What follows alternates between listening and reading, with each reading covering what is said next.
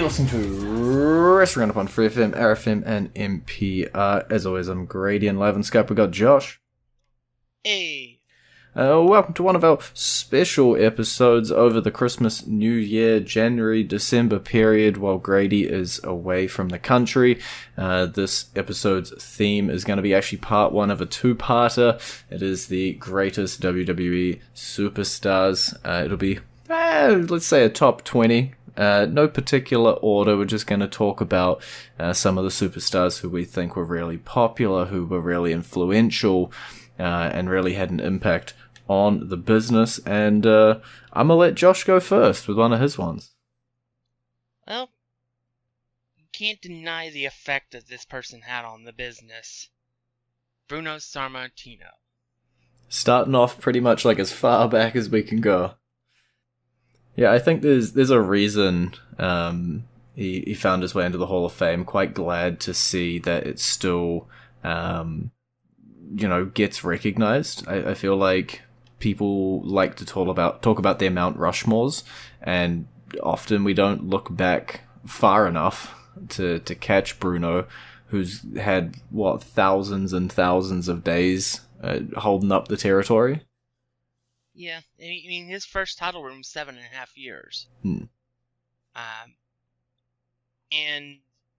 in that title reign, he main evented the most famous arena in the world. Hundreds of times.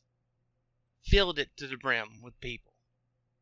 It is a bit sad that it was so far away that it is getting out of memory, but he was the one that basically crawled so that the Hogans and others could walk and run. Because he carried the business of the WWF. Put the extra W in. Yeah. To the point where it could eventually get to where it would lose that W. And become a sports entertainment product. I think it is, as you say, undeniable that if there was no Bruno, there wouldn't be pretty much anybody else we're talking about on this list. It wouldn't have adapted past what carnival shows with some dudes just sort of rolling around in the mud with each other. No, I wouldn't say that. Because it was part of the NWA prior to them putting the title on Bruno. They broke away from the NWA because they wanted Bruno as champion, and the NWA didn't want that. You know your history a lot better than I do. Yeah. I'm here for the 90s and the 2000s starts. That's what I'm on here for this list for. But to go on to our next one, and I'm going to take a leap from that, and I'm just going to jump into Dwayne "The Rock" Johnson. I think, crossing over from the wrestling world into the entertainment world, returning, still doing big spots. We saw him, just recently, and he still pops the crowd. Yeah, I can't deny his effect. I was never a big fan of his, but I can't deny his place in the wrestling business. I wouldn't put him on my Mount Rushmore unless you're talking about pure charisma. The ability to get the crowd. He's arguably top 2 ever to do it.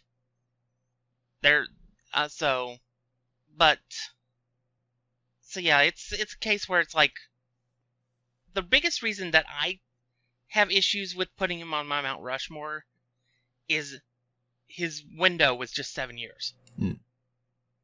He did a lot in that 7 years, but it was still only 7 years. It was not a great big body of work because he left to go do Hollywood. That's like the length of one Bruno Sammartino title reign. To throw it back. Yeah, I think people jump really fast on The Rock when they do start talking about Mount Rushmores in their top top fours, top fives. This is in no order, especially from my side, so I'm just throwing out a name here, and I think if we're talking top 20, the guy definitely falls on the list. Probably one of the reasons that the Attitude Era did pop off the way it did. I will give him like the number one comer-upper of catchphrases. I'm sure that man sold many a shirts with phrases he said, and he could make anything he said turn into a catchphrase, into a shirt, and sell the merch. As he proved when he came back to face John Cena the first time. Yeah. Boots to asses, for example. And just immediately, boom, got a shirt, print it, and it's top seller. Like, I think The Rock is still a top seller. His name will still be up there when it comes to moving merch. You got a number 3 for us? Well, you know what? I'll stay in the old days. I'll go with the magnificent Don Morocco. You did say you'd brought up a couple oldies onto your list. Yeah. Look, he never won the world title, so I will give people that. But his importance in the business is so much higher than that. Look, he was the heel that you had to go through to get to the top of the company. Mm-hmm. And he was a major carrier of the Intercontinental title. Part of what made it such a prestigious title is the beginning of the 80s. Not to mention, his rivalry with Jimmy Superfly Snuka was probably the most influential moment in the early days of the WWF, especially with how many wrestlers say they were in the crowd that night. How many people say, seeing Jimmy Snuka jump off that cage and say, I want to do this. That nobody can tell me that while the moment ended up being Jimmy Snuka's, they were there because Don Morocco talked them into that match. Don Morocco was the guy leading it, because for all the outward charisma that Snuka possessed, he had no ability on the mic. None. So it was up to Morocco to make people want to go see that match. And he did that, and he made many wrestlers want to join the business. It was a revolutionary moment. Yeah, I'm sure we can, like, I don't know, I can't off the top of my head, but I'm sure there's a number of guys who never reached world championship level, and not necessarily reaching that level is probably the wrong phrase, just didn't happen to get that title, be it you were in the Bruno era where the guy was holding the title for 7,000 days, or where you were in an era where you had, the same politicking people on the top. The measure of the amount of times you won the WWE Championship, or the WWF, or the WWF Championship isn't, the one marker. To come up with these names, we didn't just go to longest reigning champions and just download a top 20 off that. And there's, as you say, Intercontinental Championship, there's that gatewayman to the upper echelon, which that role has been filled by some of my favorite talents in the recent eras as well. Not everybody can be that number one marquee at the top, but he made sure he was putting on performances every week that he could. Well, not every week, but you get the gist. Who next? I'm gonna just jump us forward again, and I'm gonna bring out sports star. The first time I went wrestler turned entertainer, I'm gonna go sports star turned wrestler, but it's kind of wrestler stayed wrestler. I'm gonna go with Kurt Angle.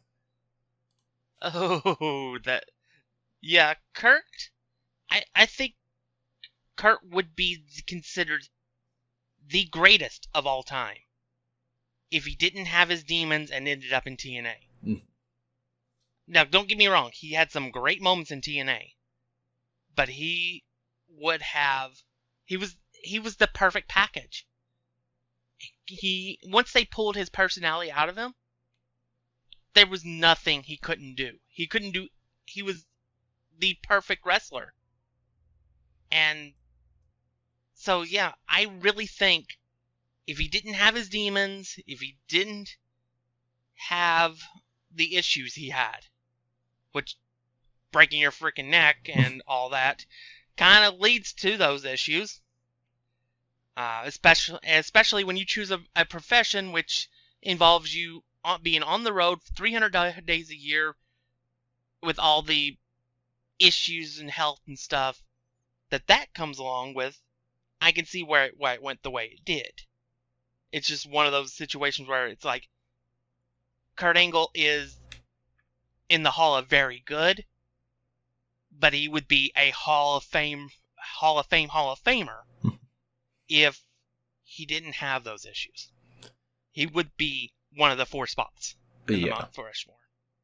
I think so. The guy, technically one of the greatest. Amazing entertainer, comedy, as you said. His charisma really showed. Milk stuff with Austin, stuff with McMahon. Really pulled off some of the great all-rounder stuff that you kind of don't expect athlete talent to come in and to have. And I think he showed, that just because we might be hiring these people because they're big, meaty, muscly men, that the sports stars, that is, that they can still shine in all of the elements of sports entertainment and all of the elements of pro wrestling. Yeah, I agree totally. And we're always going to be on all these NIL deals and stuff that they sign, and wrestlers that they bring in and stuff. You're always looking for the next Kurt Angle, or the next another guy I'm sure we'll put on the list at some point. We'll see. Well, who are you putting on the list next? I'm going to Mick Foley. Alrighty. He was one of those guys that it was a cog in the machine, but it kept people coming back. Mm-hmm. Mick, whether it was Cactus Jack with his stuff he did pre-WWE, or the wondrous stuff that he did as Mankind in his first run as Mankind, because he gave the Undertaker a foil that the Undertaker at the time really needed.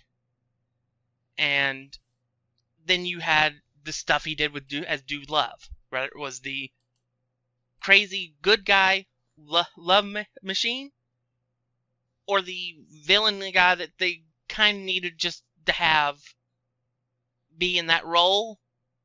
After Austin won the title, they needed somebody to fill time, basically. And then there's the moment. Basically the moment he became a god among men and will never be forgotten. And that's the Hell in the Cell match. Yeah. Being thrown off that cell, being stretchered out, then getting off the stretcher, climbing back up the cage just to be chokeslammed through the cage, which wasn't supposed to happen, by the way. Them thinking he's dead twice. And then he's sitting in the corner with this look on his face. His nose has a tooth in it. He's got his tongue sticking through a hole in his face. And it's just iconic. At that point, nothing else mattered for him for the rest of his career, basically, except one thing. And that's January 4th, 1999.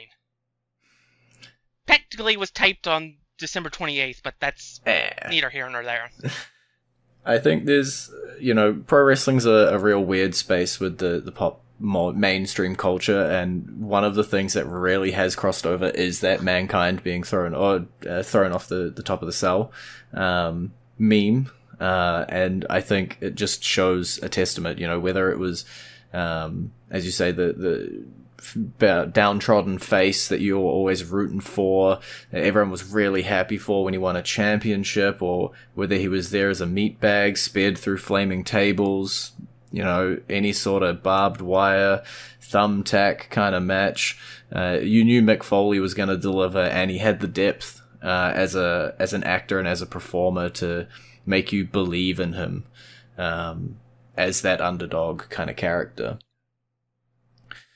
Next. Now it's my turn. Let's just...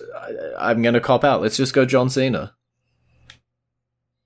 He had to be on the list eventually. Yeah. You can't make this list without him. It's one of those... It's another situation where he was the top guy for 12 years. And that's something nobody can say. The show, everything revolved around him.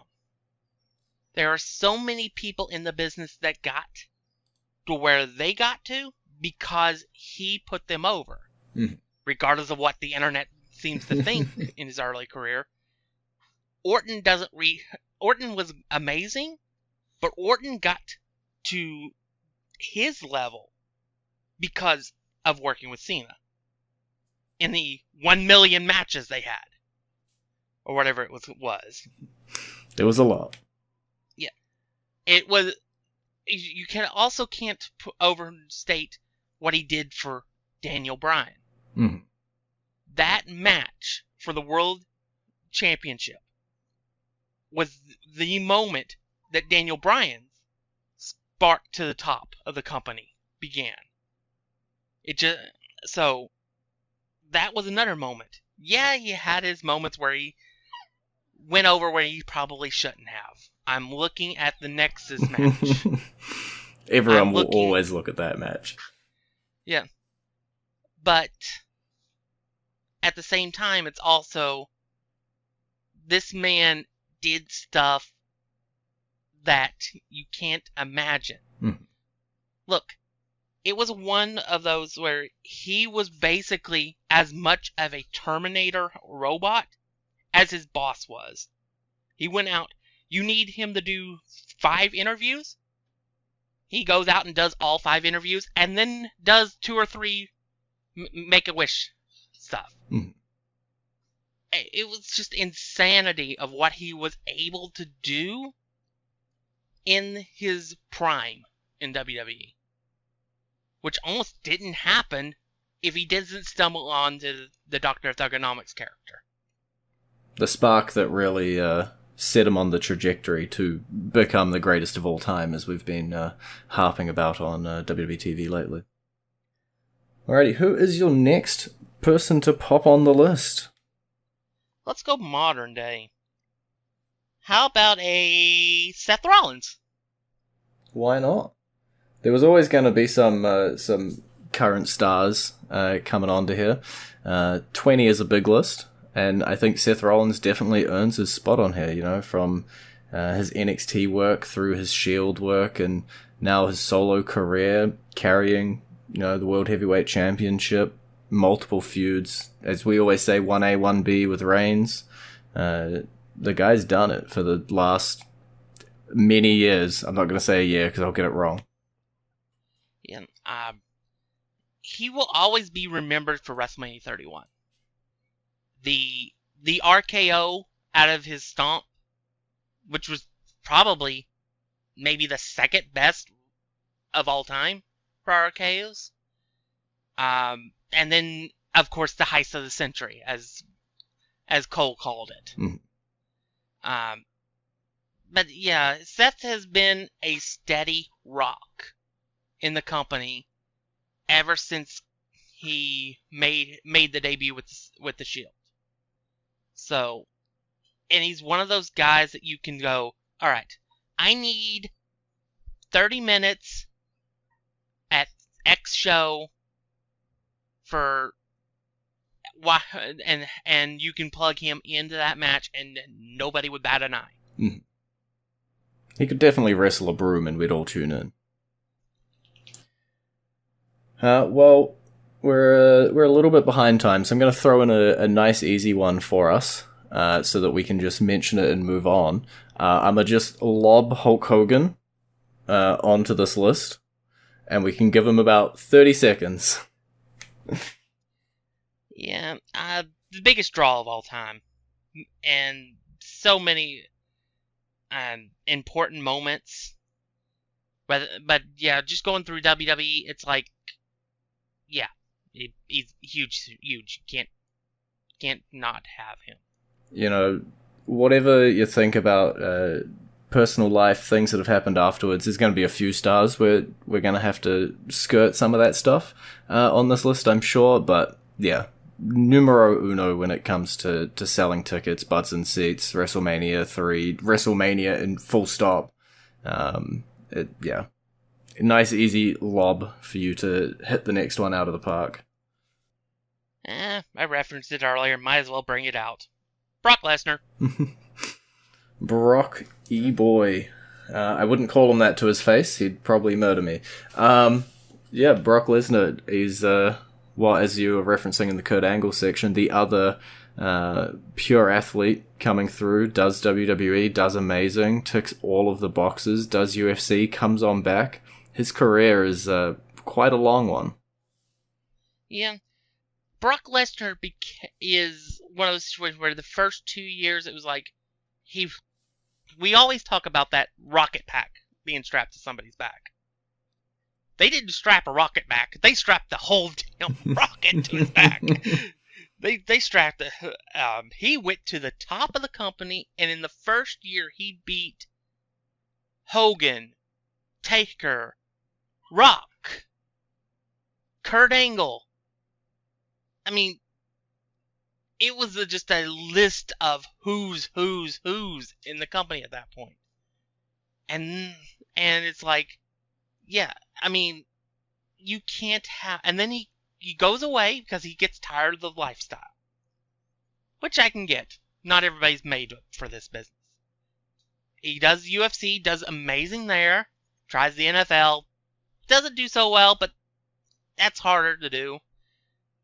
Then in 2012, he returns. And he returns as not a full-time star, but the attraction that the business needs.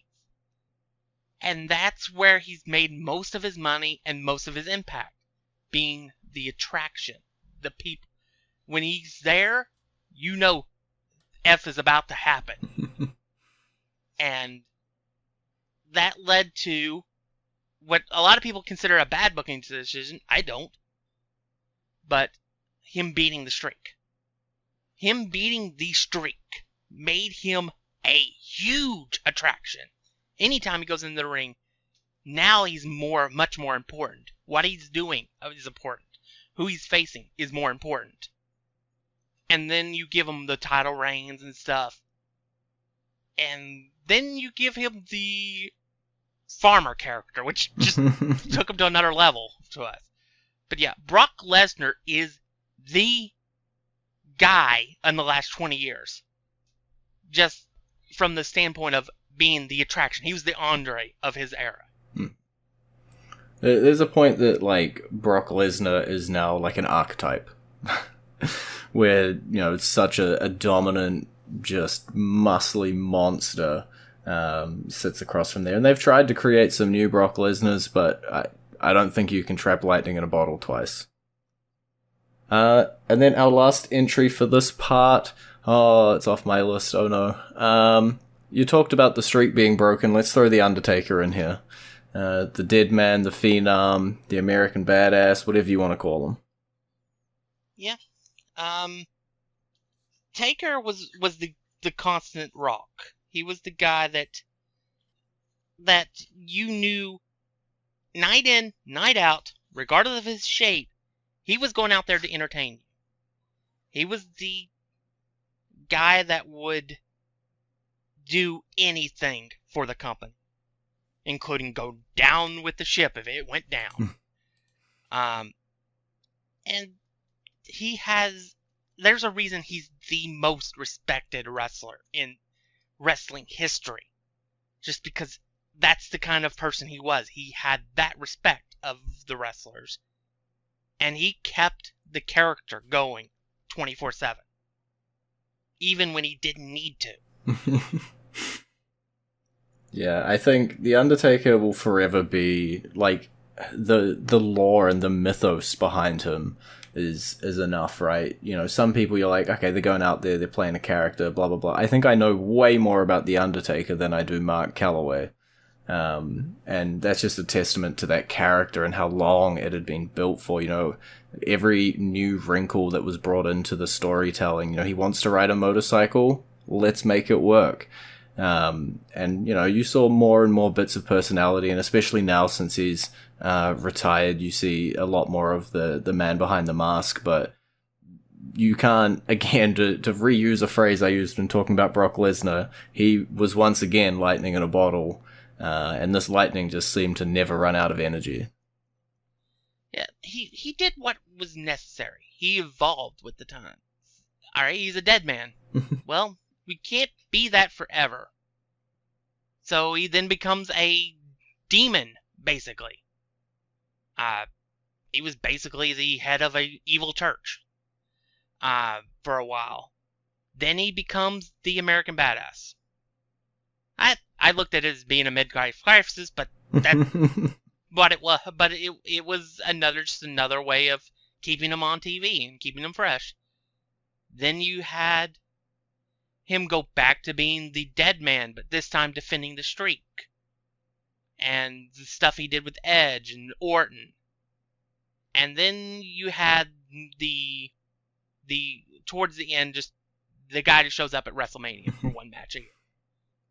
But everybody still cared when he showed up. Yep. Alrighty, well, that is pretty much all the time we got for. We got through 10. So there'll be another 10 next week for part 2 of our list. There's plenty of superstars still left to talk about, but it's been great talking to you. Bye. You can visit our Facebook page, facebook.com/wrestling R&D up, our Twitter page, twitter.com/wrestling R&D up, our YouTube page, youtube.com/wrestling R&D up.